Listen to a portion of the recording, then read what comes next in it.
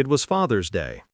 The living room smelled of burnt waffles and cheap perfume. My wife handed me a small, glossy box. Her daughter, not mine, watched, smirking behind her phone. I opened it, expecting socks, maybe nothing. Instead, a mug. White ceramic, bold red letters that said, "World's Biggest Disappointment." Laughter filled the room like smoke. Hers, sharp and deliberate. The girl's, nervous, performative. I smiled, said, "Thanks," held the mug steady so they wouldn't see my hand tremble. I washed the dishes afterward. The clinking of plates masked my breathing.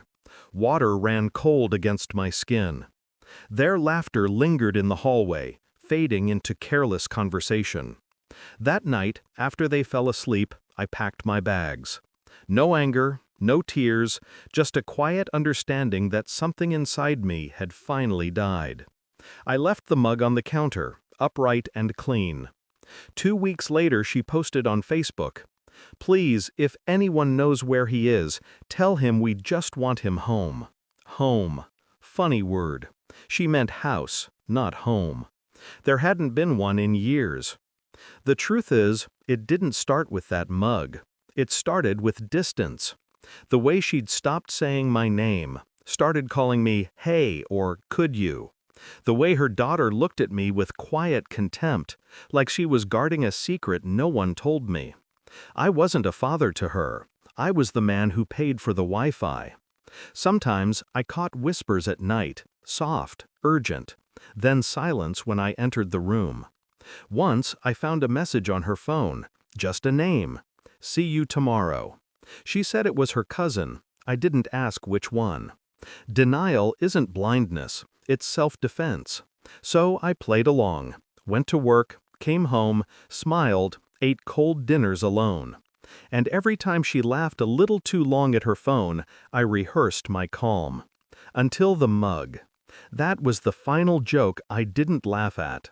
I disappeared without a scene, checked into a small cabin 2 towns over, paid cash, no calls, no texts. Silence became intoxicating. But silence also gives you room to think. And thinking is dangerous when you've spent years ignoring the obvious. I started checking her social media. New pictures. Her, wineglass in hand, that same smile she used to wear when she wanted something. New car in the background. My car, technically. Sold, apparently. Then one night, curiosity turned surgical. I accessed our shared bank account. Withdrawals, transfers, frequent, precise. Someone else's name attached. G.H.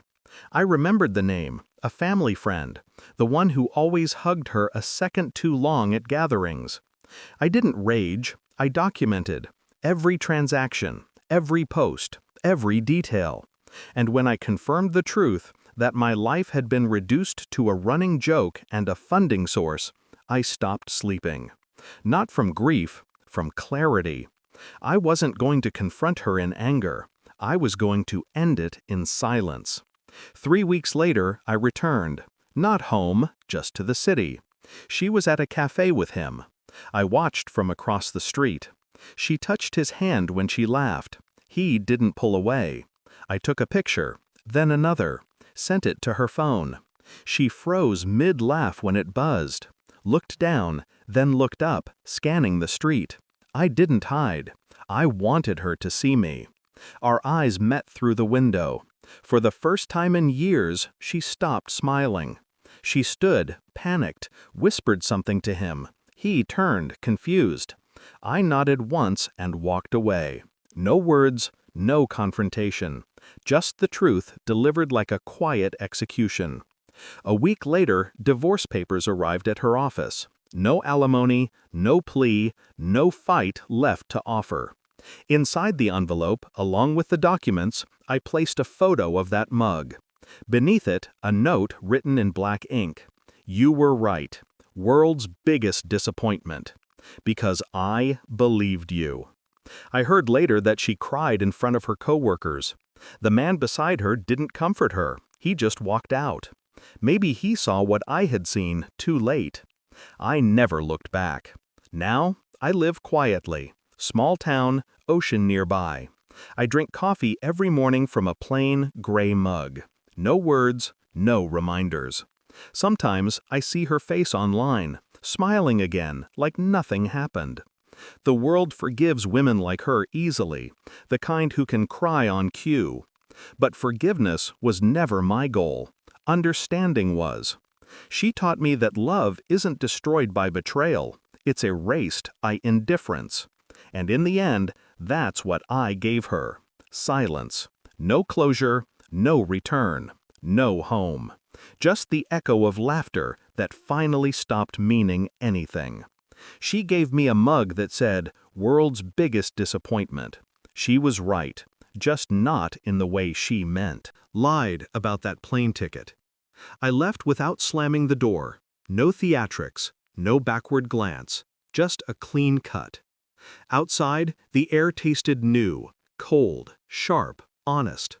I didn't feel anger, I didn't feel heartbreak, I felt nothing. A quiet nothing that felt like power. As I walked away, I realized the truth. She didn't leave me out of the wedding, she left me out of her life long before that. And now, finally, I returned the favor.